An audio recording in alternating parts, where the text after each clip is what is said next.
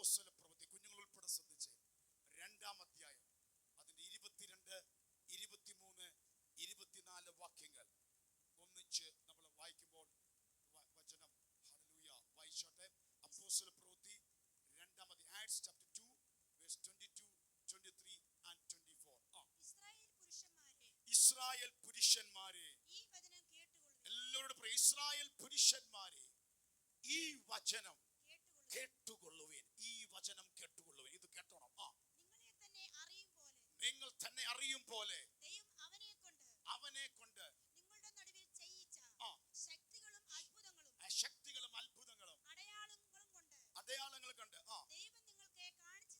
ദൈവം നിങ്ങൾക്ക് കാണിച്ചു തന്ന ദൈവ നിയോഗം പോലെ, ദൈവ വാഗ്ദത്തം പോലെ, വചനം പോലെ നമ്മുടെ മധ്യത്തിൽ ഒരുത്തനെ അയച്ച് ചെയ്യിപ്പിച്ച അത്ഭുതങ്ങളും അടയാളങ്ങളും നിങ്ങൾക്ക് കാണിച്ചു തന്ന ആരാ വ്യക്തി? 23.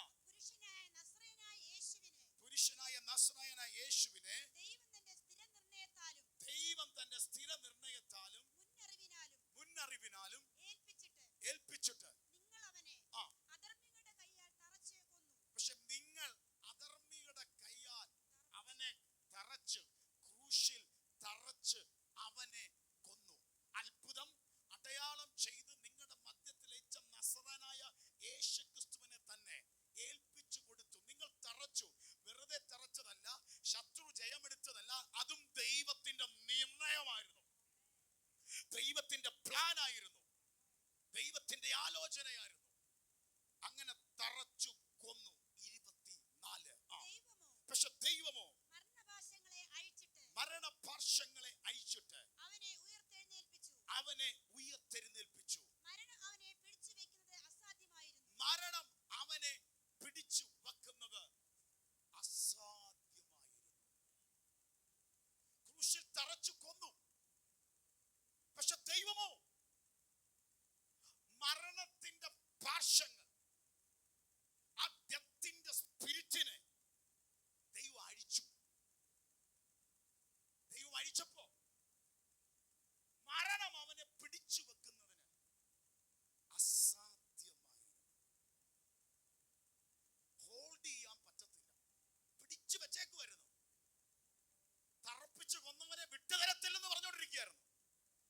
പക്ഷെ ദൈവം എഴുന്നേൽപ്പിക്കാൻ തീരുമാനിച്ച ആര് പിടിച്ചു വെച്ചാലും പിടിച്ചു വെക്കാൻ പറ്റത്തില്ലെന്ന്.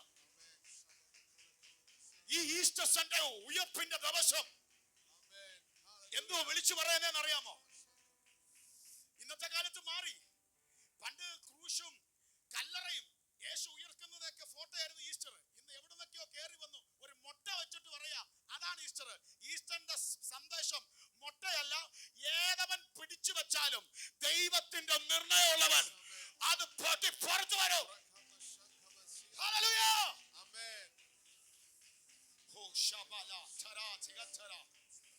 പിടിച്ചു വെക്കാൻ പറ്റത്തില്ലെന്ന് ഇവിടെ വന്നിരിക്കുന്ന ഓരോരുത്തരും നോക്കി ഞാൻ പ്രവചനാത്മ വിളിച്ചു പറയുന്നു. ദൈവത്തിന്റെ നിർണയമുള്ളതൊന്നും അധികം പിടിച്ചു വെക്കാൻ പറ്റത്തില്ല. ഈ ഉയർപ്പിന്റെ ഞായറാഴ്ച വിളിച്ചു പറയുന്നു, അധികം പിടിച്ചു വെക്കാൻ പറ്റത്തില്ല. ദൈവം ഉയർപ്പിക്കും.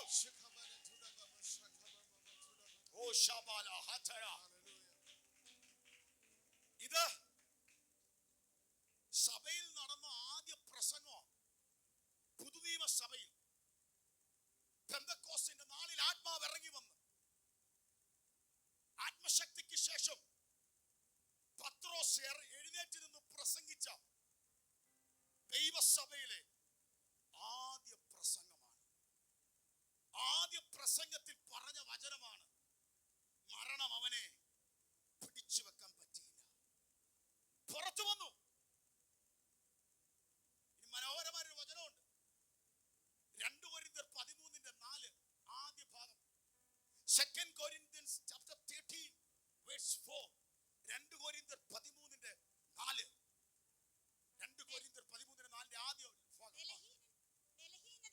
ബലഹീനതയാൽ അതായത് ക്രിസ്തു ക്രൂശിക്കപ്പെട്ടിട്ടും ദൈവശക്തിയാൽ ജീവിക്കുന്നു. ബലഹീനതയിൽ അടിയേറ്റു, ചട്ടമറേറ്റു, മുൾക്കിരീടം അണിഞ്ഞു, പരിഹാസം കേട്ടു, ക്രൂശിച്ചു. ബലഹീനത, മാനവജാതിയുടെ പാപം ഏറ്റെടുത്തു. അത് ബലഹീനനായി. പക്ഷേ ദൈവശക്തിയാൽ ജീവിക്കുന്നു. ബലഹീനത നീ ക്രൂശിക്കപ്പെട്ടാലും, ക്രൂശിക്കപ്പെടുന്ന അനുഭവം നിന്റെ ജീവിതത്തിൽ ഉണ്ടെങ്കിലും ദൈവശക്തിയാൽ നീ ജീവിക്കും. പാസ്റ്ററെ, എങ്ങനെ എന്റെ ജീവിതം മുന്നോട്ട് പോകും? ദൈവശക്തിയാൽ നീ ജീവിക്കും.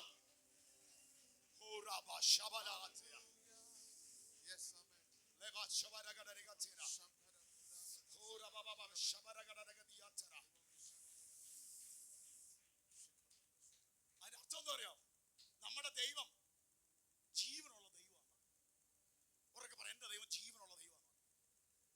നമ്മൾ ഇന്ന് വായിച്ചതുപോലെ ആഴ്ചവട്ടത്തിൽ 1-ാം നാൾ സഹോദരിമാർ സുഗന്ധവർക്കൊക്കെ ഒരുക്കി ഓടി യേശുവിന്റെ കല്ലറ ചെന്നപ്പോ യേശുവിനെ കാണുന്നില്ല, ശരീരം കാണുന്നില്ല. അവർ തപ്പി തപ്പി ഭയപ്പെട്ട് നോക്കിയപ്പോ അവിടുന്ന് സ്വർഗീയ ദൂതന്മാർ, പുരുഷന്മാർ പറയാ, ജീവനുള്ളവരെ നിങ്ങൾ മരിച്ച ഇടവിൽ എന്തിനാ അന്വേഷിക്കുന്നതെന്ന്? കാരണം അവൻ ജീവന്റെ ദൈവമാണ്. മർക്കോസ് 12:12 പറയുന്നു, അവൻ മരിച്ചവരുടെ ദൈവമല്ല, ജീവനുള്ളവരുടെ ദൈവമാണ്. ഇന്ന് പകൽ എല്ലാവരെയും നോക്കി ഞാൻ പ്രവചിച്ചൊരു ദൂത് പറയാം. എല്ലാവരും ശ്രദ്ധിച്ചോളാം. നാം ആരാധിക്കുന്ന, നാം പ്രാർത്ഥിക്കുന്ന നമ്മുടെ കർത്താവ് ആരാന്നറിയാമോ? ഈ സൺഡേയും വിളിച്ചു ഓർമ്മിപ്പിക്കുക. ഇന്ന് മാത്രമല്ല അവൻ ജീവനുള്ള ദൈവം, അവൻ അന്നും ഇന്നും എന്നേക്കും ജീവനുള്ള ദൈവമാണ്.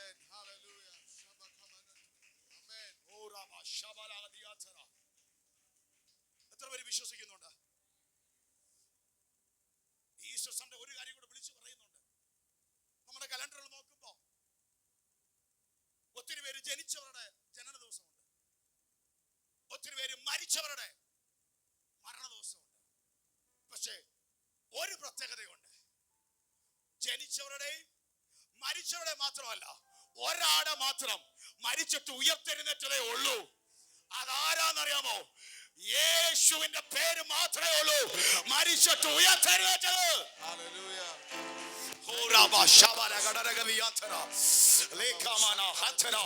ഇന്ന് പകൽ എന്റെ ശബ്ദം കേൾക്കുന്ന ചിലതിനോട് ദൈവത്തിന്റെ പരിശുദ്ധമ വിളിച്ചു പറയുന്നു, നീ ആരാധിക്കുന്ന ദൈവം മരിച്ചവരുടെ ദൈവമല്ല, മരിച്ചു പക്ഷെ ഉയർത്തെഴുന്നേറ്റു ഇന്നും ജീവിക്കുന്ന ജീവനുള്ള ദൈവം. വിശ്വസിക്കുന്നവർ കരങ്ങൾ അടിച്ച് എന്റെ ദൈവത്തെ ഒന്ന് മഹത്വപ്പെടുത്തേ. അവനിൽ വിശ്വസിക്കുന്നവൻ ദൈവശക്തിയാൽ നീ ജീവിക്കും, ദൈവശക്തിയാൽ നീ ജീവിക്കും, ദൈവശക്തിയാൽ നീ ജീവിക്കും.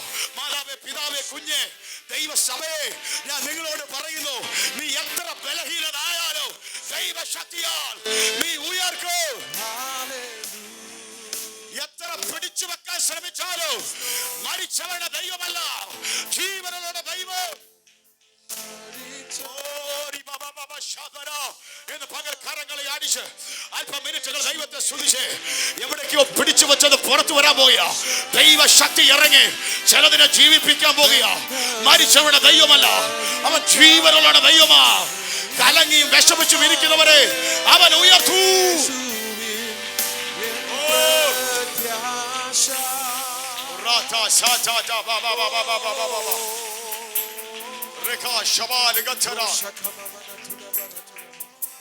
ക്രിസ്തീയതയുടെ അടിസ്ഥാനം, ക്രിസ്തീയ ജീവിതത്തിന്റെ പ്രത്യാശയുടെ കീ ഇരിക്കുന്ന എവിടാന്നറിയാമോ?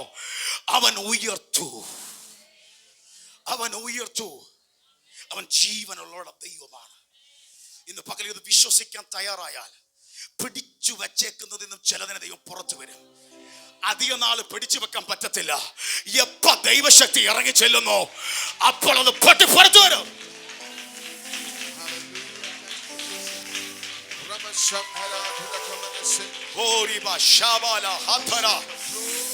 ശക്തമായി പ്രാർത്ഥിച്ച്, ശക്തമായി പ്രാർത്ഥിച്ച്.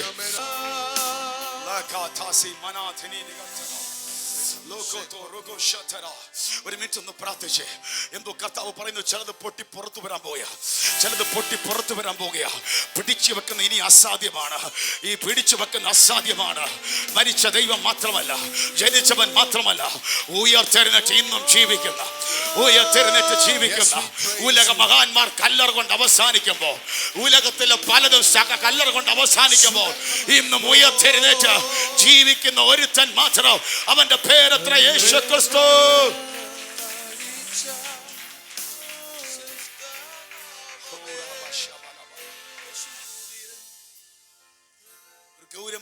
ഭൂമിയിലേക്ക് വരാൻ പോവാ. ഒന്നിന്റെ കാര്യങ്ങൾ പറഞ്ഞ് പ്രയറിലേക്ക് വരാൻ പോവാ. ശ്രദ്ധിച്ചേ, യേശു എന്തിനാ മരിച്ചെന്ന് ചോദിക്കുമ്പോ ഒരു അനുസരണക്കേട് ഏകനാൽ സംഭവിച്ചു. അത് പാപമായി, പാപത്താൽ മരണം വന്നു. ദൈവ ബന്ധം മാറി, അതാ മരണം, ആത്മീയ മരണം. ഏകൻ അനുസരണക്കേട് കാണിച്ചു, ദൈവിക നിയമം തെറ്റിച്ചു. ഇവിടെ ഒരു ലോ ഉണ്ട്, പ്രകൃതിക്കൊരു നിയമമുണ്ട്, ഒരു എത്തിക്സ് ഉണ്ട് ഇവിടെ ലോകത്തിൽ, ഒരു മോറൽ ലോ ഉണ്ട്. അതിനെ ബ്രേക്ക് ചെയ്യും. ഇത് പറഞ്ഞ പോലെ ഡിവൈൻ ലോയെ, മോറൽ ലോയെ ബ്രേക്ക് ചെയ്യും. ചെയ്യരുതെന്ന് പറഞ്ഞത് ചെയ്തു. ഒരുത്തൻ പിന്നിൽ നിന്ന് ചെയ്യിപ്പിച്ചു. ചെയ്തതല്ല പ്രശ്നം, ചെയ്ത പ്രശ്നമാണ്, പക്ഷെ ചെയ്യാൻ പിന്നെ വ്യാപരിച്ചൊരു സ്പിരിറ്റ് ഉണ്ട്. ഈ ഉയർപ്പ് എന്താന്ന് പറയാൻ പോവാ. ദൈവത്തിന്റെ വാഴാൻ വിളിച്ച ഏദനിൽ അനുഗ്രഹമായി മാറേണ്ടത്. ഏദൻ തോട്ടത്തിൽ മനുഷ്യന്റെ അവസ്ഥ എന്തോരം അറിയാമോ? എല്ലാം ഉണ്ടായിരുന്നു അവന്. അവന്റെ നാവിന് അധികാരം ഉണ്ടായിരുന്നു. ഇന്ന് കാണുന്ന മൃഗങ്ങളുടെ ബൈബിൾ പറയുന്നു ഉൽപ്പത്തി 2 ആദാം എന്തു പേരിട്ടോ അത് ദൈവം അങ്ങനെ തന്നെ വെച്ചെന്ന്. ഇപ്പൊ ഉദാഹരണം, ഞാൻ നമ്മുടെ ഭാഷ നമുക്കറിയാം. ഒരു കറുത്ത ഹൈറ്റ് രൂപമുള്ള ഒരുത്തം വന്നു, എലിഫന്റ്, ആനാന്ന് വിളിച്ചു, അത് ആന തന്നെ. ആദാം എന്തു പേരിട്ടോ അത് അങ്ങനെ തന്നെ. നീ ഒരു മീനെ കണ്ടെങ്കിൽ മീനെന്ന് പറഞ്ഞെങ്കിൽ മീൻ, ഒരു പ്രാവിനെ കണ്ടെങ്കിൽ പ്രാവ് എന്ന് പേരിട്ടെങ്കിൽ പ്രാവ്. ആദാം എന്തു പേരിട്ടോ വിളിച്ചോ അത് അങ്ങനെ തന്നെ. ആ അധികാരത്തോടാണ് ദൈവം നിർത്തിയത്. പക്ഷെ ഒറ്റ കാര്യം പറഞ്ഞു, നന്മയും തിന്മയും തിരിച്ചറിയുന്ന, മരണം സംഭവിക്കുന്ന വൃക്ഷത്തിന്റെ ഫലം മാത്രമേ. പിശാച് അന്നും ഇന്നും അതാ ദൈവിക നിയമത്തെ, ക്രമത്തെ തെറ്റിക്കുന്നു. അതൊരു സ്പിരിറ്റാ. ഡിസോർഡർ ആക്കുന്ന, ഓർഡറിൽ നടക്കാൻ സമ്മതിക്കത്തില്ല. ഡിസോർഡർ ആക്കുന്ന ഏതാ? അതിന്റെ പിന്നിൽ ഒരു സ്പിരിറ്റാ. ഏകൻ അനുസരണക്കേട് കാണിച്ചു, പാപം വന്നു, പാപത്താൽ മരണം വന്നു. പക്ഷേ അനുസരണക്കേട് കാണിച്ചപ്പോളെ, പിശാചി ദുഷ്ടപ്രവൃത്തി ചെയ്തപ്പോളെ, ദൂത് ഉൽപ്പത്തിയിലേ പറഞ്ഞു, സ്ത്രീയുടെ സന്തതി അവന്റെ തല തകർക്കും. വർഷങ്ങൾ മുന്നോട്ട് പോയി. യേശു ഈ ഭൂമിയിലേക്ക് മാനവജാതിയുടെ പാപപരിഹാരത്തിനായി വന്നു. അതാ റോമർ പറഞ്ഞത്, ഏകന്റെ അനുസരണക്കേട് സകലരും പാപികളായെങ്കിൽ ഒരു ഏകന്റെ അനുസരണത്താൽ സകലരും നീതിമാന്മാരായി. ഒരുത്തൻ അനുസരണക്കേട് കാണിച്ചു, സകലത്തിലും പാപ സ്വഭാവം വന്നു. അതല്ലേ കൊച്ചായാലും, നമ്മളൊരു കൊച്ചായാലുണ്ട്, കൊച്ചായാലുണ്ട്, ജനിക്കുന്ന കൊച്ചിന് അതായത് ചോദിക്കുന്നത് അതിന്റെ ആവശ്യമുണ്ടോ? ഉണ്ട്. എല്ലാം പാപം ഇങ്ങനെ കയറി. കാരണം എന്ന് വെച്ചാ ഒരു കൊച്ച് ഓടി വന്നു, ഈ പോഡിയത്തിൽ, പ്രസംഗപീഠത്തിൽ ഓടി വന്നു, കൊച്ച് തട്ടി വീണു, കൊച്ച് അത് ഭയങ്കര കരച്ചില്. ഈ കൊച്ചിന്റെ കരച്ചിൽ നിർത്തണമെങ്കിൽ എന്തോ ചെയ്യണം? അറിയാതെ എല്ലാവർക്കും അറിയാം. ആദ്യം എന്തോ ചെയ്യണം? അയ്യോ മോളെ, അയ്യോ കുഞ്ഞെ, മോനെ, മോളെ എന്നല്ല വിളിക്കണ്ടേ. അറിയാവുന്നവനറിയാം. എന്തോ അറിയാം? ഒരു കൈ എടുത്ത് ഇതിനൊരു 2 അടിയം കൊടുത്താൽ മതി. എന്താ എന്റെ കൊച്ചിന് നിർത്തി? അടുത്ത സെക്കൻഡിൽ കൊച്ചിന്റെ കരച്ചിൽ നിൽക്കും. കാരണം എന്താ? ഉള്ളിൽ അവൻ കിടപ്പുണ്ട്.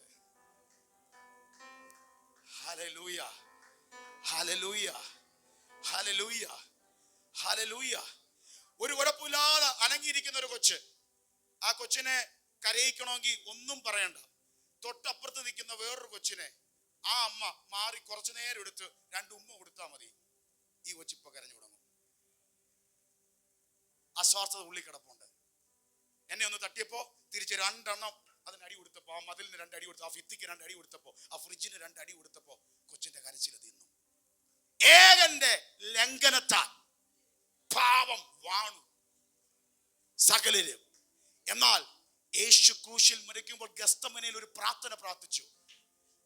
ഞാനൊരു കൽപ്പിച്ചാൽ ദൂതന്മാർ ഇറങ്ങി വരും, ഈ ക്രൂശിൽ എന്നെ വിടുവിക്കും.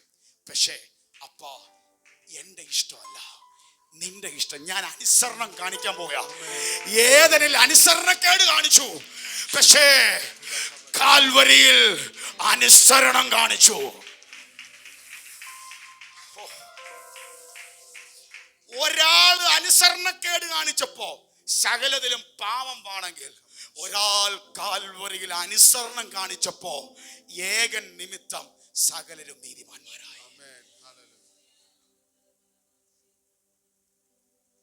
അതായത് യഥാർത്ഥത്തിൽ ക്രൂശിൽ എന്താ സംഭവിച്ചതെന്ന് ചോദിച്ചാൽ ഒറ്റ വാക്കിൽ പറഞ്ഞാൽ എക്സ്ചേഞ്ച്, ആത്മീയ ഭാഷ പറഞ്ഞാൽ ഡിവൈൻ എക്സ്ചേഞ്ച്, ദിവ്യമേറിയ ഒരു എക്സ്ചേഞ്ച് നടന്നു.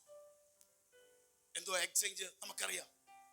പെരുന്നാൾ സീസൺ, ഫെസ്റ്റിവൽ സീസൺ ഒക്കെ വരുമ്പോൾ നമ്മുടെ രാജ്യത്ത്, സംസ്ഥാനത്ത് മിക്ക കടകളിലും ഒരു സ്കീം കൊണ്ടുവെക്കും. പഴയത് കൊണ്ടുവാ, പുതിയത് എക്സ്ചേഞ്ച് ചെയ്യ്. വണ്ടിയായാലും പാത്രമായാലും ടി വി ആയാലും ഫ്രിഡ്ജ് ആയാലും എന്തോ ആയാലും കൊണ്ടുവാ, പുതിയത് കൊണ്ട് എക്സ്ചേഞ്ച്. നിന്റെ പഴയതും നിന്റെ ചളങ്ങിയതും നിനക്ക് വേണ്ട വിധത്തിൽ ഉപയോഗിക്കാൻ പറ്റാത്തതും നീ കുറെ നേരമായിട്ട് റിപ്പയർ ചെയ്തിട്ടും പിടിച്ചിട്ടും ഞെക്കിയിട്ടും ശരിയാകാത്തതെല്ലാം ഈ ഷോപ്പിലോട്ട് കൊണ്ടു കൊടുത്താൽ ഇവിടുന്ന് ഒരു ബ്രാൻഡ് ന്യൂ നിന്റെ വീട്ടിലേക്ക് വരും. അതാണ് എക്സ്ചേഞ്ച്. ഇത് തന്നെയാണ് കാൽവറിയിൽ നടന്നത്. ഞാൻ വാക്യം എടുത്താൽ ഓരോന്നും അല്പസമയം എടുക്കും, എങ്കിലും പറയാം. യേശുക്രിസ്തു മരിച്ചപ്പോ നമുക്ക് വേണ്ടി പാപങ്ങൾ ഏറ്റെടുത്തു, നമുക്ക് വേണ്ടി ശിക്ഷ അനുഭവിച്ചു. എന്തിനാ? നാം ശിക്ഷിക്കപ്പെടാതിരിക്കാൻ. ഒരു ശിക്ഷയുണ്ട്, ദൈവീയ നിയമോ ലംഘനത്തിന് അതിന്റെ ശിക്ഷയുണ്ട്, നമ്മൾ അനുഭവിക്കേണ്ടതാ. പകരം 2000 വർഷങ്ങൾക്ക് മുമ്പ് യേശു കാൽവരിയിൽ യാഗമായി. എല്ലാരുമായി പുച്ഛിച്ചു, ഷെയിമാക്കി, കളിയാക്കി. എന്തിനാ കർത്താവ് അത് വഹിച്ചത്? നിനക്കതിന്റെ മഹത്വം ലഭിക്കാനാ. അവൻ എന്തിനു മരണം അനുഭവിച്ചു? നാം ജീവൻ പ്രാപിപ്പാൻ. എന്റെ ദൈവമേ, എന്റെ ദൈവമേ, എന്നെ കൈവിട്ടത് എന്തേ എന്ന് പറഞ്ഞ് യേശു ക്രൂശിൽ പ്രാണനെ വെടിഞ്ഞത് എന്തേ? എന്തിനാ വെടിഞ്ഞത്? ഏക മകൻ, പുത്രൻ തിരസ്കരണം അനുഭവിച്ച് മരിക്കുമ്പോ ഇപ്പുറത്ത് ഒന്നുമല്ലാത്ത നിന്നെ മകനായി മാറ്റി. ഒരു എക്സ്ചേഞ്ച് നടക്കുക. അങ്ങോട്ട് പുത്രനെ വിട്ടുകൊടുത്ത് നിന്നെ മകനാക്കി മാറ്റി. യേശുവിന്റെ ശരീരത്തിൽ അടിപ്പിണരേറ്റു. ബൈബിൾ പറയുന്നു, സാക്ഷാൽ അവൻ രോഗങ്ങളെ വഹിച്ചു, വേദനകളെ ചുമന്നു, അവന്റെ അടിപ്പിണരാൽ സൗഖ്യം വന്നിരിക്കുന്നു. കർത്താവ് എന്തിന് അടിപ്പിണരേറ്റു? കർത്താവ് എന്തിന് മുറിയപ്പെട്ടു? നിന്റെ മുറിവുകൾ എന്താണോ അത് സൗഖ്യമാവാം. യേശുവിന്റെ ക്രൂശ് വിളിച്ചു പറയുന്നു, നീ തകർക്കപ്പെട്ടവനാണോ, നീ മുറിയപ്പെട്ടവനാണോ, നിനക്ക് സൗഖ്യം വേണോ? കർത്താവിന്റെ പാദപീഠത്തിലേക്ക് വാ.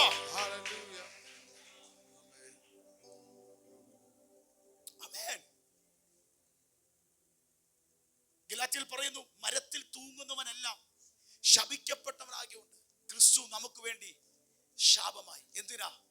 അബ്രാമിന്റെ അനുഗ്രഹം ജാതികളായ നമുക്ക് ലഭിക്കും.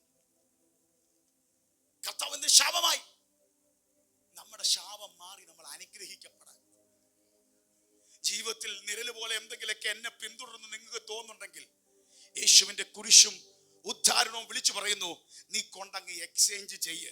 ഇനി നിന്റെ ജീവിതത്തിൽ നിന്റെ വീട്ടിൽ വെച്ചേക്കണ്ട, കൊണ്ടുപോയി കൊടുത്തോ. അവൻ മരിച്ചവരുടെ ദൈവമല്ല, അവൻ ജീവനുള്ളവരുടെ ദൈവമാ. അത് പുതിയതൊന്ന്. ഹല്ലേലൂയ. കാരണം അന്ന് ക്രൂശിത്തിറക്കുക എന്ന് പറയുമ്പോ, പ്രത്യേകിച്ച് ക്രൂശിത്തിറക്കുക എന്ന് പറഞ്ഞാൽ ശപിക്കപ്പെട്ടതിന് തുല്യം. എന്തെങ്കിലും പാപം ചെയ്തതിനെ ക്രൂശിത്തിറക്കുന്നത് അവനും അവന്റെ കുടുംബം ഒരു ശാപമാണ് എന്ന് തെളിയിക്കുന്നതിന് തുല്യമാ ക്രൂശിൽ മരിക്കുക എന്ന് പറയുന്നത്. അത് തന്നെയാണ് യേശു ഏറ്റെടുത്തത്, നമുക്ക് അനുഗ്രഹമായി തീരാൻ. ഒറ്റ വാക്കിൽ യേശു മരിക്കുമ്പോൾ അവസാനത്തെ വഴികൾ പറയുമ്പോ യേശു ഇങ്ങനെ പറയുന്നു. അത് യോഹന്നാൻ 19 മനോഹരമായി കിടപ്പുണ്ട്. എനിക്ക് ദാഹിക്കുന്നു എന്ന് പറഞ്ഞു. അവരെന്ത് ചെയ്തു? യോഹന്നാൻ 19:29 അവിടെ ഒരു പുളിച്ച വീഞ്ഞ് നിറഞ്ഞൊരു പാത്രം വെച്ചിട്ടുണ്ടായിരുന്നു. ഒരു സ്പോഞ്ച് പുളിച്ച വീഞ്ഞ് നിറച്ച് ഈ സോപ്പ് തണ്ടിന്മേലാക്കി അവന്റെ വായോടടുപ്പിച്ചു. എന്നിട്ട് 30-ാമത്തെ വചനം പറയുന്നു, യേശു പുളിച്ച വീഞ്ഞ് കുടിച്ച ശേഷം ഒരു വാക്ക് പറഞ്ഞു. 19:30, യോഹന്നാൻ 19:30. ഈ പുസ്തകത്തിൽ യോഹന്നാൻ 19:30. അവൻ പുളിച്ച വീഞ്ഞ് കുടിച്ച ശേഷം നിവൃത്തിയായി എന്ന് പറഞ്ഞ് തല ചായ്ച്ചു ആത്മാവിനെ. അവസാനത്തെ പുളിച്ച വീഞ്ഞും എല്ലാ കയ്പും എന്റെ യേശു ഏറ്റെടുത്തു. ചിലപ്പോൾ നിങ്ങൾ പറയുന്നുണ്ട് പാസ്റ്ററെ ജീവിതത്തിന്റെ എല്ലാം ഞാൻ കയ്പ് കുടിക്കുവാണെന്ന്. പക്ഷെ ഒരുത്തൻ നേരത്തെ കുടിച്ചിട്ട് യേശു പറഞ്ഞു ഇറ്റ് ഈസ് ഫിനിഷ്. നിവർത്തിയ എല്ലാ എക്സ്ചേഞ്ചും പൂർത്തീകരിച്ചു. എന്തൊക്കെ നിന്റെ ഏറ്റെടുക്കണോ അതെല്ലാം ഏറ്റെടുത്ത് നിവർത്തിയ എന്ന് പറഞ്ഞ് യേശു ആത്മാവിനെ തൃക്കരങ്ങളിൽ ഏൽപ്പിച്ചു കൊടുത്തു. ഇന്ന് പകൽ എല്ലാവരോടും പറയാ, എന്റെ യേശു മരിക്കുന്നതിന് മുമ്പേ, അതിനു മുമ്പേ മുൾക്കിരീടമായി, ചാട്ടവാർ അടിയേറ്റു, തുപ്പി, കുന്തം കൊണ്ടു കുത്തി, എല്ലാ കാര്യങ്ങളും ചെയ്തു. അവസാനം ദാഹിക്കുന്നു എന്ന് പറഞ്ഞപ്പോൾ പുളിച്ച വീഞ്ഞ് കുടിച്ചു. കുടിച്ചിട്ട് ഇറ്റ് ഈസ് ഫിനിഷ്. എല്ലാം തീർത്ത് ദൈവ നമുക്ക് വേണ്ടി. ഇനി അതാ നമുക്ക് എന്താ, നമ്മൾ ഇവിടെ വന്നിട്ട് എന്താ കർമ്മങ്ങളും ക്രിയകളും ചെയ്യാത്ത? ദൈവത്തെ പ്രസാദിപ്പിക്കാൻ എന്താ പ്രത്യേകിച്ച് പെന്തക്കോസ്തലിന്റെ അനുഭവമുള്ള അപ്പോസ്തലിക ആരാധനയുള്ള നമ്മൾ ആരും എന്താ ചെയ്യാത്ത? കാരണം ചെയ്യേണ്ടതെല്ലാം ഒരുത്തൻ ചെയ്തു നിവർത്തിച്ചു. നമുക്കിനി കർമ്മങ്ങളില്ല, നമുക്കിനി ആചാരങ്ങളില്ല. ചെയ്തവനെ വിശ്വസിക്കുക.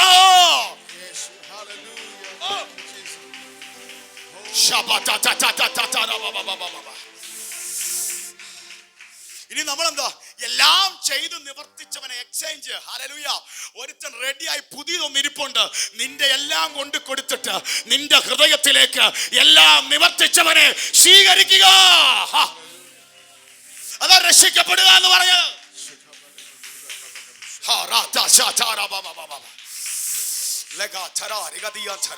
ഇന്ന് പകലൊരു ആത്മീയ വെളിപ്പാട് പറയാം. യേശുവിനെ സ്വീകരിച്ച ദൈവ പൈതലേ, വിശ്വസിക്കുന്ന ദൈവ പൈതലേ, നിന്റെ അകത്ത് ആരാ ഇരിക്കുന്നേ? നിന്റെ കൂടെ ആരാ ഇരിക്കുന്നതെന്ന് അറിയാമോ? എല്ലാം ചെയ്ത് നിവർത്തിച്ച, മരണത്തെ ജയിച്ച ജീവനുള്ള ദൈവം.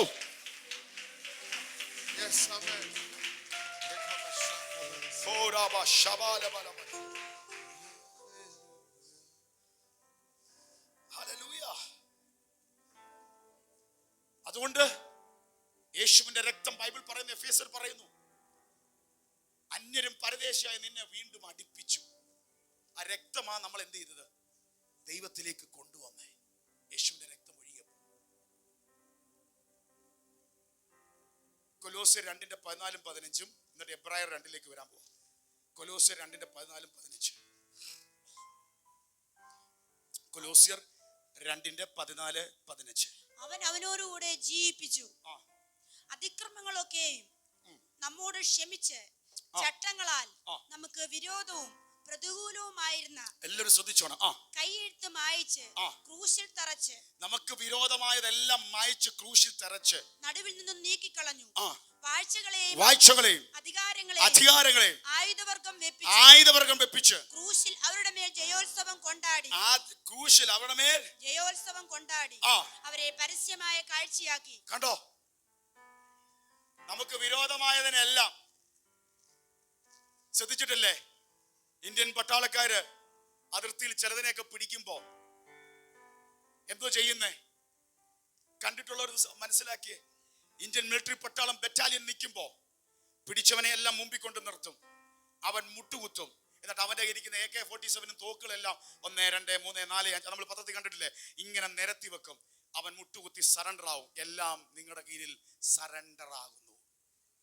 ഇനി ഇന്ത്യൻ പട്ടാളത്തിന്റെ കാൽ കീഴിൽ എന്ന് പറയുന്ന പോലെ ക്രൂശ് പരാജയമല്ല, സകലതിനെ ചവിട്ടി അരച്ച് അവന്റെ ആയുധവർഗം വെപ്പിച്ചു. ഇന്ന് പകരം ദൂത് പറയാം. ചില പോരാട്ടങ്ങളും പ്രതിസന്ധികളുമായിട്ടൊക്കെ വരുമ്പോഴും ഒരു കാര്യം മനസ്സിലാക്കണം, അവന്റെ അവസാനത്തെ ആയുധം വെപ്പിച്ചിട്ടാണ് നിൽക്കുന്നത്. അവന്റെ ജീവനുണ്ട്. പല ടെക്നിക്ക് കാണിച്ച് നമ്മളെ പലതിനകത്തും വീഴ്ത്തും, അട്രാക്ഷൻ ചെയ്യും. പക്ഷെ അവന്റെ ആയുധവർഗത്തെ ക്രൂശിൽ വെച്ച് ജയോത്സവം കൊണ്ടാടിയ കർത്താവ്.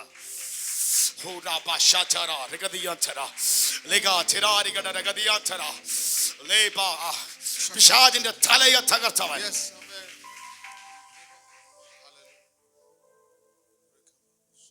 അടുത്തേക്ക് തൊട്ട് പിശാചിന്റെ ആയുധം എല്ലാം തീർത്തെന്ന് പറഞ്ഞു. ആയുധം തീർത്ത്.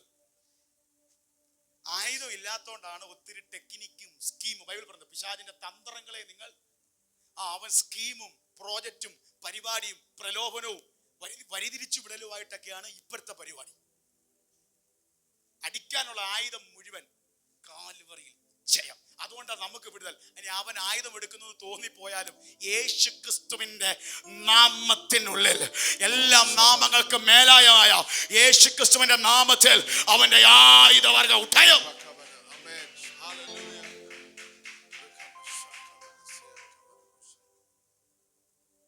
ഇനി യേശു ക്രിസ്തുവിന്റെ മരണം എബ്രായർ 2:14-15 ഒന്ന് ശ്രദ്ധിച്ചേ. എബ്രായർ 2:14-15. മക്കൾ ജഡരക്തങ്ങളോട് കൂടിയവർ ആകൊണ്ട് എല്ലാവരും മോനെ ആ സ്ക്രീനിൽ ഒന്ന് കാണിച്ച എബ്രായർ ഹീബ്രു ചാപ്റ്റർ 2 വേഴ്സ് 14 and 15. എബ്രായർ 2:14-15. ഈ വാക്ക് ഭയങ്കര ശ്രദ്ധിക്കേണ്ട വചനം. മക്കൾ ജഡരക്തങ്ങളോട് കൂടിയവർ ആകൊണ്ട്, മക്കൾ ജഡരക്തങ്ങളോട് കൂടിയവർ ആകൊണ്ട് അവനും അവരെ പോലെ ജഡരക്തങ്ങളോട് കൂടിയവനായി. അത് യേശുക്രിസ്തു ഈ ഭൂമിയിലേക്ക് വന്ന് പൂർണ്ണ മനുഷ്യനും പൂർണ്ണ ദൈവവുമായിട്ടാണ് ദൈവം ഈ ഭൂമിയിലേക്ക്. അതാ ചില വാക്കുകൾ നമുക്ക് ഡൗട്ട് ഇരിക്കുന്നത്, ഇതൊന്നും ദൈവം സംസാരിക്കുന്ന പോലെ അല്ലല്ലോ സംസാരിക്കുന്നത്. അത് പൂർണ്ണ മനുഷ്യനിൽ നിന്ന് സംസാരിക്കുന്ന വാക്കുകളുണ്ട് ബൈബിളിൽ. അപ്പോൾ തന്നെ ദൈവമെന്ന് എന്നെ കണ്ടവൻ പിതാവിനെ കണ്ടു എന്ന് ദൈവിക അധികാരത്തിൽ നിന്ന് പറയുന്നതുകൊണ്ട്. അപ്പൊ മക്കൾ ജഡരക്തങ്ങളോട് കൂടിയവരാകൊണ്ട് അവനും അവരെ പോലെ ജഡരക്തങ്ങളോട് കൂടിയവനായി മരണത്തിന്റെ അധികാരിയായ പിശാചിനെ തന്റെ മരണത്താൽ നീക്കി. കണ്ടോ, മരണത്തിന് അധികാരിയായ പിശാചിനെ യേശുക്രിസ്തുവിന്റെ മരണത്താൽ നീക്കി. ഉറക്കെ പറ, നീക്കി. അപ്പൊ ആയുധവും വെച്ചു. പിന്നെ എന്തോ ചെയ്തു? മാറിക്കടാ. അടുത്തിരിക്കുന്ന ആയുധവും ഇല്ല, ഇപ്പൊ അവൻ മാറിയാ നിൽക്കുന്നതെന്ന് പറഞ്ഞു. ഈ മാറി നിന്നിട്ടാണ് നമ്മളെ മാടി വിളിക്കുന്നത്. മാറി നിന്നിട്ടാണ് നമ്മൾ എന്ത് ചെയ്യുന്നത്? വീഴ്ത്തുന്നത്. ഇനി തന്റെ മരണത്താൽ നീക്കി ജീവപര്യന്തം മരണഭീതിയാൽ അടിമകളായി തീരുന്നവരൊക്കെയും വിടുവിച്ചു. ജീവപര്യന്തം മരണത്തിന്റെ ഭീതി കിടന്ന ചിലതിനെ ദൈവം വിടുവിച്ചു. യേശുക്രിസ്തുവിന്റെ മരണം വിളിച്ചു പറയുന്നു, നീ ഇനി പല ഭീതിക്കകത്ത് കിടക്കണ്ട. പാപത്തിന്റെ ശമ്പളമായ മരണത്തിന്റെ ഭീതിക്കകത്ത് കിടക്കണ്ട. നിന്നെ കർത്താവ് പുറത്തു കൊണ്ടുവരാം. ഇന്ന് പകൽ ഏതെങ്കിലും ഭയത്തിൽ, ഏതെങ്കിലും ഭീതിക്കകത്തായിരിക്കുന്നെങ്കിൽ ഒന്ന് കരങ്ങളെ തട്ടി ദൈവത്തെ സ്തുതിച്ചോ. ചില ഭീതികൾ ആയട്ടെ, എല്ലാ മരണ ഭയങ്ങളും, സ്പിരിറ്റ് ഓഫ് ഡെത്ത്, മരണത്തിലും ഇരുട്ടിന്റെയും താഴ്വരയിൽ ഇരിക്കുന്നവർക്ക് ഒരു വെളിച്ചം ഉദിച്ചു എന്ന് പറയുന്ന പോലെ എന്റെ കർത്താവ് വരുമ്പോ ചില ഭീതികൾ മാറട്ടെ. സുവിശേഷം 15-ാം അധ്യായം അതിന്റെ 42 മുതലുള്ള വാക്യങ്ങൾ. 15-ന്റെ 42 മുതലുള്ള വാക്യങ്ങൾ. വൈകുന്നേരമായപ്പോൾ സ്ക്രീനിൽ കാണിച്ചോ. മർക്കോസ് 15-ന്റെ 40 വേഗത്തിൽ. വൈകുന്നേരമായപ്പോൾ ശബത്തിന്റെ തലേനാളായ ഒരുക്കനാൾ ആകൊണ്ട് ശ്രേഷ്ഠമന്ത്രിയും ദൈവരാജ്യത്തെ കാത്തിരുന്നവനുമായ അരിമത്യയിലെ യോസേഫ് വന്ന്. അപ്പം അവിടെ ഒരാൾ വന്നിട്ട് എന്തോ പറഞ്ഞേ? യോസേഫ് വന്ന് ധൈര്യത്തോട് പീലാത്തോസിന്റെ അടുക്കൽ ചെന്നു യേശുവിന്റെ ശരീരം ചോദിച്ചു. ശ്രദ്ധിച്ചേ, പിറ്റേന്ന് ഒരുക്കനാളെ ശബത്ത് വരുക. യഹൂദന്മാർ പണിയൊന്നും ചെയ്യത്തില്ല. ഇപ്പോൾ യേശു മരിച്ചു. യേശുവിന്റെ ശരീരം ക്രൂശിൽ കിടക്കുക. ഒരാള് രംഗപ്രവേശനം ചെയ്യുക. അരിമത്യക്കാരൻ ജോസഫ്, അരിമത്യ നാട്ടിലെ ജോസഫ്. അവൻ ആരാന്നറിയാമോ? ദൈവരാജ്യത്തിന് വേണ്ടി കാത്തിരിക്കുന്ന അരിമത്യയിലെ ജോസഫ് ശ്രേഷ്ഠ മന്ത്രി, മെമ്പർ ഓഫ് കൗൺസിൽ, ഉന്നത പദവിയിരിക്കുന്ന വ്യക്തിയാണ്. അവൻ അല്ലെങ്കിൽ മന്ത്രി, ഉന്നത കൗൺസിൽ മെമ്പർ. പക്ഷെ അവനൊരു സ്വഭാവമുണ്ട്, ദൈവരാജ്യത്തെ കാത്തിരിക്കുന്നവനാണ്. ലൂക്കോസിൽ ആ വചനം പറയുമ്പോൾ അരിമത്യ എന്നുള്ള യഹൂദ പട്ടണക്കാരനായി നല്ലവനും നീതിമാനും ദൈവരാജ്യത്തെ കാത്തിരിക്കുന്നവനുമായ ജോസഫ് എന്ന മന്ത്രി, മിനിസ്റ്റർ, കൗൺസിൽ മെമ്പർ, ദൈവരാജ്യത്തെ. നമുക്കും പ്രാർത്ഥിക്കുക, ഈ നാളുകളിൽ നമ്മുടെ ഉന്നത പദവിയിൽ ഇരിക്കുന്നവർ ദൈവരാജ്യത്തെ കാത്തിരിക്കുന്നവരാകട്ടെ. എത്ര പേർക്ക് അങ്ങനെ ഒരു വിശ്വാസമുണ്ട്? അത് വരും, അത് വരും. ചിലപ്പോൾ പബ്ലിക്കിൽ കാണില്ല, സമയമാകുമ്പോൾ അവര് പുറത്തു വരും. ഈ 3.5 വർഷം യേശുവിന്റെ പിന്നാലെ ഇവരെ കണ്ടില്ല. പക്ഷെ റൈറ്റ് ടൈം ആകുമ്പോൾ, സഭയുടെ ഒരു ആവശ്യം വരുമ്പോൾ, ഹല്ലേലൂയ, ഇനി ആ ബോഡി ശരീരത്തിൽ ആ ക്രൂശിൽ കിടക്കാൻ പാടില്ലെന്ന് മനസ്സിലായപ്പോൾ, ശബത്ത് നാൾ വരുന്നെന്ന് മനസ്സിലായപ്പോൾ, റൈറ്റ് ടൈമിൽ ഒരുത്തൻ വരികയാണ്. പവർ ഉള്ളവൻ, പൊസിഷൻ ഉള്ളവൻ, മന്ത്രിയായവൻ പറയുന്നു, ആ ശരീരം ഇങ്ങതാ, ആ ശരീരം ഇങ്ങത്താ എന്ന് പറയുമ്പോൾ പീലാത്തോസ് വിട്ടുകൊടുക്കണമെങ്കിൽ അത്രയ്ക്കും അധികാരമുള്ളവനാ, അല്ലെങ്കിൽ അത്രയ്ക്ക് വിലയുള്ളവനാ. പക്ഷെ അവന് ദൈവം, അപ്പം ദൈവത്തെ അറിയുന്നതിനും ആരാധിക്കുന്നതിനും പൊസിഷൻ ഒരു വിഷയം അല്ലെന്ന്. എത്ര ദൈവം നമ്മെ ഉയർത്തിയാലും, ഏതൊക്കെ ലെവലിൽ ടോപ്പിൽ ദൈവം നമ്മെ നിർത്തിയാലും, ദൈവരാജ്യത്തിന് വേണ്ടി, അതിന് ഇതൊക്കെ ഒരു ദൂതുണ്ട്. എത്ര ഉയർത്തിയാലും, എത്ര നന്മയുണ്ടെങ്കിലും ദൈവരാജ്യത്തിന്റെ ഒരു ആവശ്യം വരുമ്പോൾ, അത് യേശുവിന്റെ ശരീരം, ഇന്നത്തെ ഈ സഭ ദൈവത്തിന്റെ മന്ദിരമാണ്. അതിന്റെ ആവശ്യം വരുമ്പോൾ അതിനായി ചലിക്കുന്നവർക്കായി സ്തോത്രം. രഹസ്യ ശിഷ്യൻ എന്ന ബൈബിൾ പറയുന്നത് ഒരു രഹസ്യമായിരുന്നു. പരസ്യത്തിൽ പറ്റത്തില്ലായിരിക്കാം, പരസ്യ ശിഷ്യനല്ല, രഹസ്യത്തിലും ശിഷ്യന്മാരുണ്ട്. പക്ഷെ അവർ പ്രവർത്തിക്കും, ദൈവം അവരെ വെച്ചേക്കുക. ഒരു ടൈം ആകുമ്പോൾ അവരുടെ വാക്കിന്, അവരുടെ പ്രവൃത്തി, അവർ ചോദിച്ച ചില ഏരിയ ചലനങ്ങൾ നടക്കും. Hallelujah, hallelujah, thank you Jesus, hallelujah, hallelujah. യേശുവിന്റെ ഉയർപ്പ് വേറൊരു കാര്യം കൂടെ പറയുന്നു. എൻ്റെ ദൈവമേ കൈവിട്ടു എന്ന് പറഞ്ഞ് കൂടെയുള്ള ശിഷ്യന്മാരും ചിതറി. ആരൊക്കെ മാറിപ്പോയാലും ദൈവത്തിന്റെ നിയോഗത്തിന് വേണ്ടി ഒരുത്തം നിന്നിട്ടുണ്ടെങ്കിൽ, ആരും കൂടില്ലല്ലോ, തക്ക സമയത്ത് ഒരുത്തനെ ദൈവം കൊണ്ടുവരും.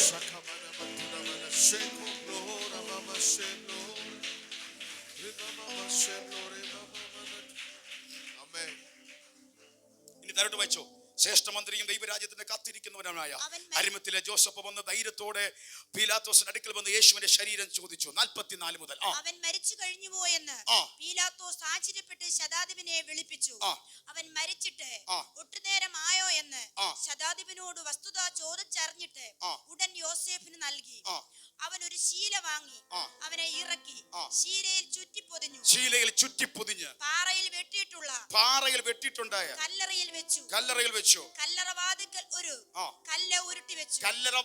ഒരു കല്ല് ഉരുട്ടി വെച്ചു. ഈ സംഭവം ആര് കാണുന്നുണ്ടോ? 47 വായിച്ചേ. അവനെ വെച്ച ഇടം മഗ്ദലക്കാരത്തി മറിയയും യോസയുടെ അമ്മ മറിയയും നോക്കി കണ്ടു. സഹോദരിമാര്, മറിയന്മാര് മാറി നിന്ന് കാണുക. ശീലകളിൽ കർത്താവിന്റെ ശരീരം പൊതിഞ്ഞ് കല്ലറയിൽ വെച്ചിരിക്കുന്നു.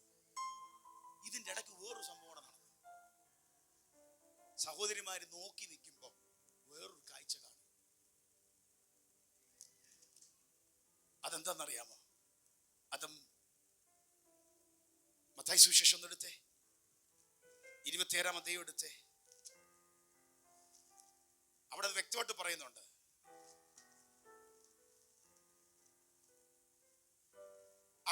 വായിച്ചു വേഗത്തിൽ. 61 തൊട്ട് 27-ന്റെ 61. എല്ലാവരും ശ്രദ്ധിച്ചേ. മത്തായി 27-ന്റെ 61. കല്ലറയ്ക്ക് എതിരെ മഗ്ദലക്കാരത്തി മറിയയും മറ്റേ മറിയയും ഇരുന്നിരുന്നു. ഒരുക്കനാളിന്റെ പിറ്റേ ദിവസം മഹാപുരോഹിതന്മാരും പരീശന്മാരും പീലാത്തോസിന്റെ അടുക്കൽ ചെന്നുകൂടി. യജമാനനെ, ആ ചതിയൻ ജീവനോടിരിക്കുമ്പോൾ 3 നാൾ കഴിഞ്ഞിട്ടും ഞാൻ ഉയർത്തെഴുന്നേൽക്കും എന്ന് പറഞ്ഞ പ്രകാരം ഞങ്ങൾക്ക് ഓർമ്മ വന്നു. അതുകൊണ്ട് അവന്റെ ശിഷ്യന്മാർ ചെന്ന് അവനെ മോഷ്ടിച്ചിട്ട് അവൻ മരിച്ചവരുടെ ഇടയിൽ നിന്നും ഉയർത്തെഴുന്നേറ്റു എന്ന് ജനത്തോട് പറയും. ഒടുവിലത്തെ ചതവ് മുമ്പിലത്തേതിലും വിഷമമായി തീരുകയും ചെയ്യാതിരിക്കേണ്ടതിന് 3-ാം നാൾ വരെ കല്ലറ ഉറപ്പാക്കുവാൻ കൽപ്പിക്ക എന്ന് പറഞ്ഞു. ഇവർ എന്നിട്ട് പറഞ്ഞു, പിലാത്തോസേ, ഒരു വലിയ ചതിവ് ഇതിന്റെ അകത്തുണ്ട്. ഈ ചതിയൻ ജീവിച്ചിരിക്കാൻ നേരത്തെ ഒരു കാര്യം പറഞ്ഞു, മരിക്കും ഞാൻ 3-ാം നാൾ ഉയർക്കും. ഇവ ഇങ്ങനൊരു കാര്യം പറഞ്ഞിട്ടുണ്ട്. അതുകൊണ്ട് വേറൊരു പ്രശ്നമുണ്ട്. ഇവൻ ഉയർക്കത്തില്ലെന്ന് ഞങ്ങൾക്ക് അറിയാം. പക്ഷേ ഇവന്റെ ശിഷ്യന്മാര് 3-ാം ദിവസം ബോഡി അടിച്ചോണ്ട് പോയിട്ട് ഇവൻ പറഞ്ഞതുപോലെ ഉയർത്തുന്നു പറയും. അതുകൊണ്ട് കല്ലറ അടച്ചുറപ്പാക്കണം. അരിമത്യക്കാരൻ ജോസഫ് കല്ലറ ഒരു കല്ല് വെച്ച് അടച്ചിട്ട് പോയി. സഹോദരിമാര് മാറി വന്ന് നോക്കുന്നു. അതിൻ്റെ ഇടയ്ക്ക് ഒരു സംഭവം സംഭവിക്കുന്നു. ഇവിടെ പറയാ കല്ല് ഉറപ്പാക്കണം. അടുത്ത തരട്ട് ഉയർത്തി വായിച്ചു. പീലാത്തോസ് അവരോട്, കാവൽക്കൂട്ടത്തെ തരാം, പോയി നിങ്ങളാൽ ആകുന്നിടത്തോളം ഉറപ്പുവരുത്തുവീൻ എന്ന് പറഞ്ഞു. അവരോട് കാവൽക്കൂട്ടത്തെ തരാം, എത്ര ഫോഴ്സിനെയും വിട്ടുതരാം, എത്രത്തോളം ഉറപ്പാക്കാമോ നിങ്ങളുടെ ആവശ്യം പോലെ ഉറപ്പാക്കിക്കോളാൻ പറഞ്ഞു. അവർ ചെന്ന് കല്ലിനെ മുദ്ര വെച്ചു, കാവൽക്കൂട്ടത്തെ നിർത്തി കല്ലറ ഉറപ്പാക്കി. കല്ലറ ഉറപ്പാക്കി, എല്ലാം സെറ്റ് ചെയ്തു, മുദ്ര വെച്ചു, കാവൽക്കൂട്ടത്തെ വെച്ചു. ഒരു വിധേനെ നീ കാറ്റടിച്ചാലും വെളിയിൽ നിന്ന് ഒരുത്തം കയറിയാലും ഏത് ഫോഴ്സ് വന്നാലും തൊടാൻ പറ്റാത്ത രീതിയിൽ ഫുൾ സെക്യൂരിറ്റി ചെയ്തു. യേശുവിന്റെ ഉയർപ്പ് ശ്രദ്ധിച്ചോണം. ഒരിടത്ത് സഹോദരിമാര് നോക്കി നിൽക്കുക. അരിമത്യക്കാരൻ ജോസഫ് അടച്ച കല്ലല്ല, ഇപ്പൊ ഫുൾ സെറ്റപ്പിൽ അടച്ച് കാവൽക്കൂട്ടം വെച്ച് ഗവൺമെന്റിന്റെ സീലും വെച്ച് അടച്ചുറപ്പാക്കി. നമ്മുടെ നാടൻ ഭാഷ പറഞ്ഞാൽ ഒരീച്ച ചലിക്കില്ല, കരിയില, അനങ്ങില്ല. അങ്ങനെ നിൽക്കുമ്പോഴാ നമ്മൾ ഇന്ന് സഭയായി ചേർന്ന് വായിച്ച വചനം മർക്കോസ് 16:1 മുതൽ. എല്ലാവരും ശ്രദ്ധിച്ചേ. മർക്കോസ് 16:1 മുതൽ വായിക്കുന്നു. മർക്കോസിന്റെ സുവിശേഷം 16:1 മുതൽ. ശബത്ത് കഴിഞ്ഞ ശേഷം മഗ്ദലക്കാരത്തി മറിയയും യാക്കോബിന്റെ അമ്മ മറിയയും ശലോമയും ചെന്ന് അവനെ പൂശേണ്ടതിന് സുഗന്ധവർഗം വാങ്ങി. ശ്രദ്ധിച്ചോ, ഇവര് കണ്ട് എല്ലാം അടച്ചുറപ്പാക്കിയെന്ന്. എന്നിട്ടും നിയമപ്രകാരം പൂശേണ്ടതിന് സുഗന്ധവർഗം വാങ്ങിച്ചു. ചിലതൊക്കെ അടഞ്ഞിരിക്കുന്നു എന്ന് നിന്റെ കൺമുമ്പിൽ കണ്ടാലും യേശുവിന്റെ ഉയർപ്പ് വിളിച്ചു പറയുന്നു, ദൈവത്തിന് വേണ്ടി ചെയ്യുന്നത് നീ ഒരിക്കലും കുറയ്ക്കരുത്. പ്രാർത്ഥന, ആരാധന, അതെന്താ സുഗന്ധവർഗം? അത് പ്രാർത്ഥനയെ കാണിക്കുന്നു. ഇന്ന് പകൽ നിന്റെ മുമ്പിൽ അടഞ്ഞിരിക്കുന്നു എന്ന് നീ കണ്ടാലോ ഉയർപ്പ് വിളിച്ചു പറയുന്നു, നീ പ്രാർത്ഥിച്ചോടാ. ശക്തമായൊരു ദൂത പരിശുദ്ധമായ ഇന്ന് പകൽ ഉപവാസ പ്രാർത്ഥനയുടെ 5ാമത്തെ പകൽ ചിലതിനോട് ദൂത് പറയുന്നു, അടച്ചുറപ്പാണെന്ന് നീ കണ്ടാലോ മകളെ മകളെ പ്രാർത്ഥിച്ചോ.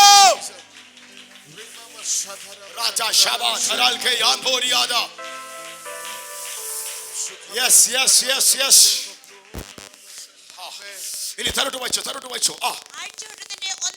ആഴ്ചവട്ടത്തിന്റെ 1-ാം നാൾ ഞായറാഴ്ച പ്രഭാതത്തിൽ അതികാലത്തെ സൂര്യൻ ഉദിച്ചപ്പോൾ അവർ ഓടി കല്ലറയ്ക്ക് ചെന്നു. കല്ലറയുടെ വാതിക്കൽ നിന്ന് നമുക്ക് വേണ്ടി ആർ കല്ല് ഉരുട്ടിക്കളയുമെന്ന് തമ്മിൽ പറഞ്ഞു. ഉള്ളിൽ വേദന ഉണ്ടായിട്ടും നടക്കാൻ സാധ്യതയില്ലെന്നറിഞ്ഞിട്ടും നമുക്ക് വേണ്ടി ആര് കല്ലുരുട്ടി കളയുമെന്ന് ബുദ്ധിമുട്ടുണ്ടായിട്ടും വെക്കാനുള്ള സ്റ്റെപ്പ് മുന്നോട്ട് വച്ചു. ഇന്ന് പകലൊരു കാര്യം പറയാം, അടഞ്ഞെന്നോ ആരെനിക്ക് വേണ്ടി തുറക്കുമെന്നും പറഞ്ഞ് ഭാരപ്പെട്ടിരിക്കുകയല്ല, സുഗന്ധവർഗവും വായിച്ച് പ്രാർത്ഥനയോട് അടുത്ത സ്റ്റെപ്പ് വെച്ചു. ഇന്ന് പകൽ ചിലതിനോട് ദൈവാത്മാവ് ദൂത് പറയുകയാണ്.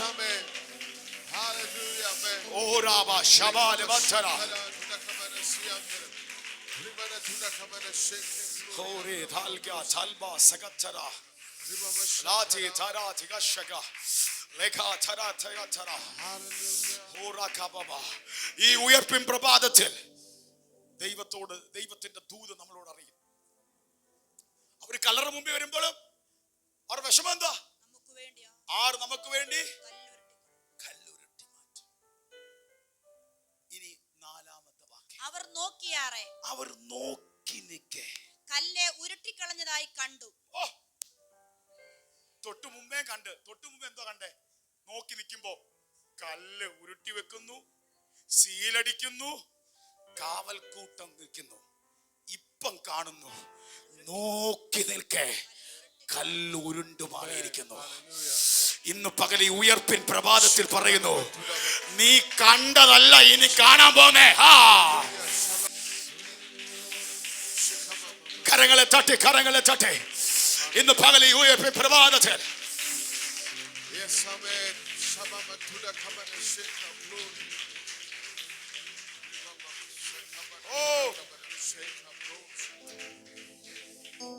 ഈ വർഷപ്രാർത്ഥനയുടെ ഇതിൽ നിന്ന് ദൈവസന്നിധി ബോധത്തോടെ അഭിഷേകത്തിൽ അപ്പന്റെ സ്വർഗീയ അനുഭവങ്ങൾ തുറന്നു നിൽക്കുന്ന ഈ ആലയത്തിൽ നിന്നുകൊണ്ട് ഞാൻ പ്രവചനാത്മകമായി പറയാം.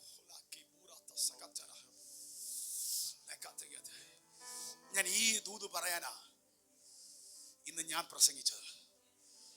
ദൂതിത നീ ഇതുവരെ കണ്ടത്, അടഞ്ഞതും സീലി വെച്ചതും കാവൽക്കൂട്ട നിന്നത്, ഈ അഞ്ചാമത്തെ പകൽ കഴിഞ്ഞ ദൈവാത്മാവ് പറയുന്നു, നോക്കി നിൽക്കാതെ കല്ലുരുട്ടി കളഞ്ഞു. കരങ്ങളെ തട്ടി ആത്മ നിറവിൽ ശക്തിയോട് ആരാധിച്ചു.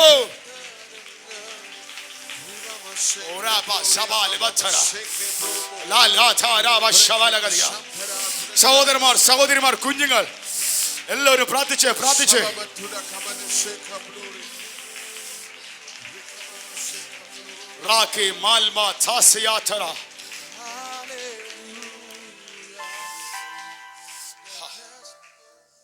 ഈ വാക്യം ഒന്ന് വായിച്ചേ.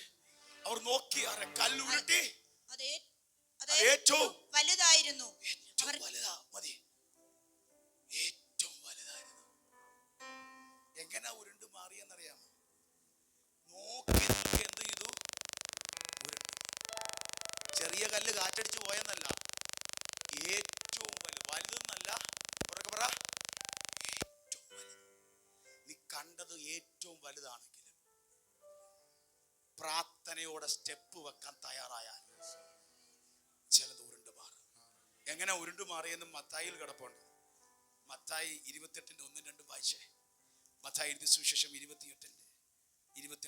ശബത്ത് കഴിഞ്ഞ് ആഴ്ചവട്ടത്തിന്റെ 1-ാം ദിവസം വെളുക്കുമ്പോൾ മഗ്ദലക്കാരത്തി മറിയയും മറ്റേ മറിയയും കല്ലറ കാണുവാൻ ചെന്നു. പെട്ടെന്ന് വലിയൊരു ഭൂകമ്പം ഉണ്ടായി. കർത്താവിന്റെ ദൂതൻ സ്വർഗത്തിൽ നിന്നും ഇറങ്ങി വന്ന് കല്ല് ഉരുട്ടി നീക്കി അതിന്മേൽ ഇരുന്നിരുന്നു. പെട്ടെന്ന് എന്തോ ഉണ്ടായി? ഭൂകമ്പം ഉണ്ടായി. കർത്താവിന്റെ ദൂതൻ സ്വർഗത്തിൽ നിന്ന് ഇറങ്ങി വന്നു. ദൂതൻ ഇറങ്ങും.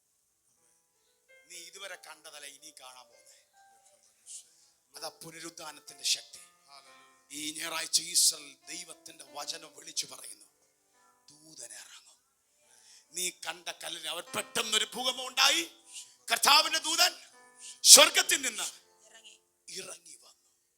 കല്ല് ഉരുട്ടി നീക്കി അതിന്മേൽ ഇരുന്നിരുന്നു. ഒറ്റ ഇരിപ്പ. ഇനി പീലാത്തോസിന്റെ കാവൽക്കൂട്ടം തിരിച്ചു വിരായിച്ചാലും ദൈവം തുറന്നതിനെ, ദൈവം ഉരുട്ടി മാറ്റിയതിനെ തിരിച്ചു വെക്കാൻ പറ്റത്തില്ല.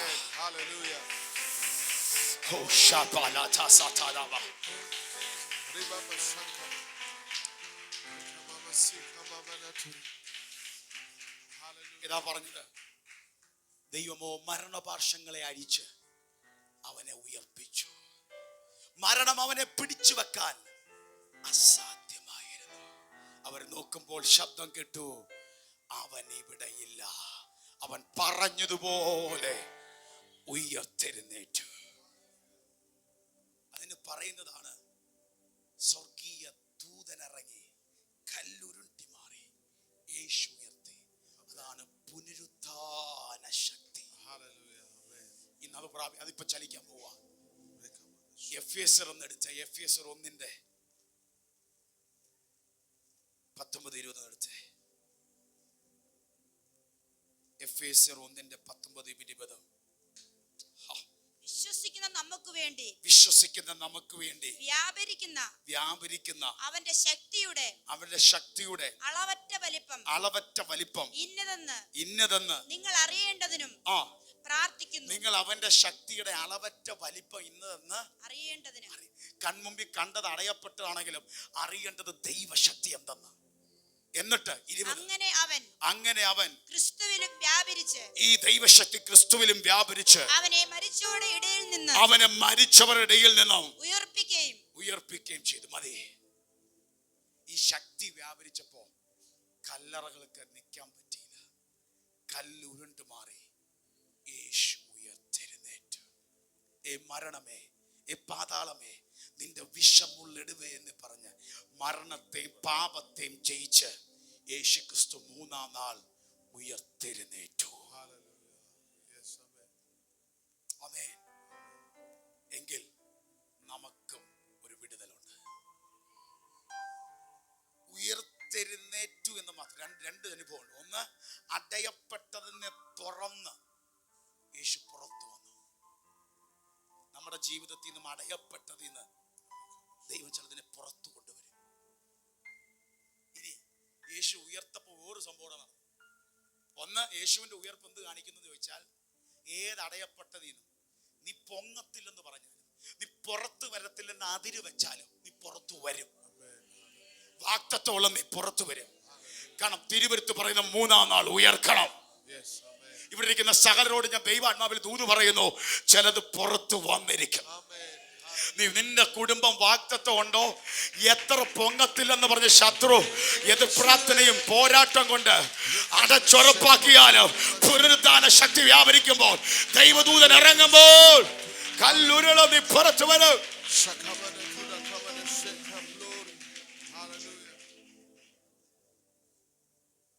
ഞാനിത് പറഞ്ഞൊരു പ്രേയറിലേക്ക് വരാൻ ഒരു മൂഡ് വരുന്നു. പ്രാർത്ഥിക്കാൻ പോവാം. ശ്രദ്ധിച്ചേ, ആഴ്ചവട്ടത്തിന്റെ ഒന്നാം നാൾ സംഭവിച്ചത്, രാവിലെ സംഭവിച്ചത്, പ്രഭാതി സംഭവിച്ചത്, പുനരുദ്ധാന ശക്തി കല്ലറ വ്യാപരിച്ചു. ദൂതൻ ഇറങ്ങി കല്ലെന്ത് ചെയ്തു? വിട്ടുമാറി. മരണം അവനെ പിടിച്ചു വെക്കാൻ 3 ദിവസം പിടിച്ചു വെക്കാൻ ശ്രമിച്ചു. 3-ാം ദിവസം പൊട്ടി. 3 മാസമോ 3 വർഷമോ ഒക്കെ പിടിച്ചു വെക്കും. പക്ഷെ അത് കഴിഞ്ഞ് പൊട്ടി പുറത്തു വരും. എത്ര പേര് വിശ്വസിക്കുന്നുണ്ട്? ഞാൻ ചിലരോട് പറയുന്നു, ഈ ചിലതൊക്കെ നിന്നെ ഇട്ട് ഞെരുക്കി പിടിച്ചു വെച്ചത് ശക്തി വ്യാപരിക്കുമ്പോ പൊട്ടും. ദൂതൻ ഇറങ്ങുമ്പോ അഴിയും.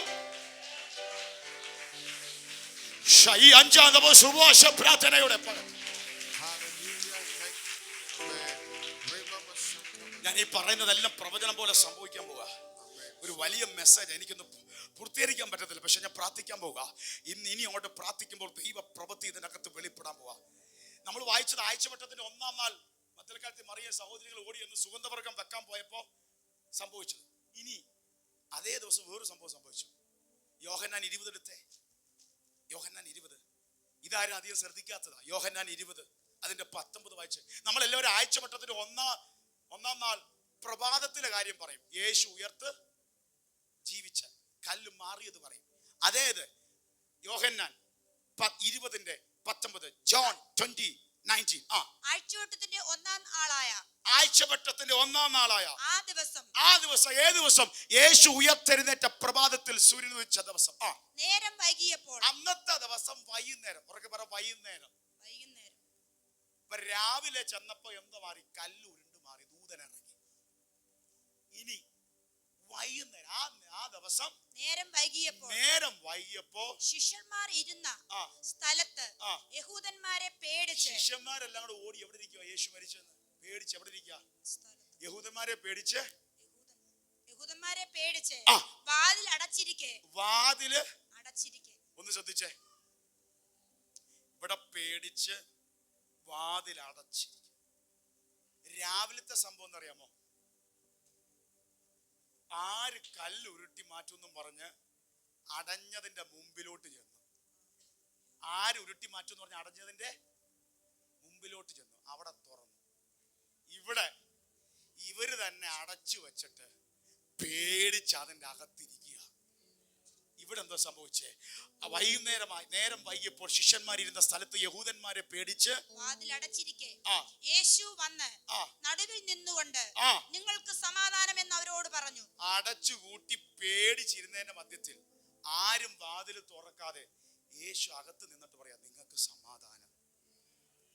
പുനരുദ്ധാനം വിളിച്ചു പറയുന്നു, എത്ര അടയപ്പെട്ടതിന്റെ അകത്തും യേശു ഇറങ്ങും. ഇന്ന് പകൽ ചിലതിനോട് പരിശുദ്ധാത്മാവ് ദൂത് പറയാണ്.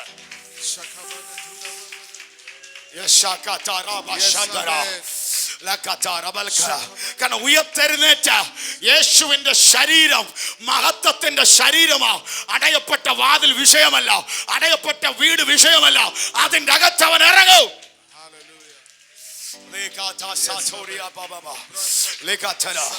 ഈ ഉയർപ്പ് വിളിച്ചു പറയുന്നു.